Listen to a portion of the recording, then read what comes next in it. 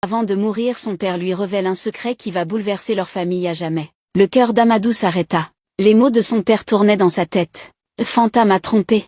Et ton fils n'est pas de toi. Il voulut croire que c'était le délire d'un mourant, une fièvre qui faisait perdre la raison. Mais Baba Moussa saisit sa main avec force, une dernière fois, et dit « Je n'ai jamais voulu, mais elle est venue à moi. J'ai supplié Dieu chaque jour. Mais ton fils, il est mon sang. » Puis, il s'éteignit. Amadou resta là, figé.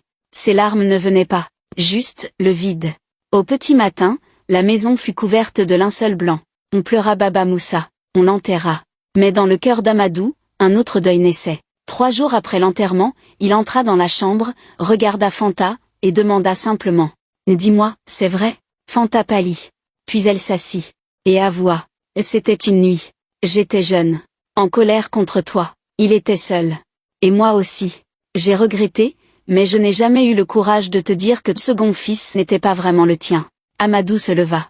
Il regarda son fils jouer dehors, puis murmura « Je ne dirai rien. Il ne doit jamais savoir. Mais toi, tu ne partageras plus jamais mon lit. » Depuis ce jour, ils vivent dans la même maison. Mais entre eux, il n'y a plus que le silence.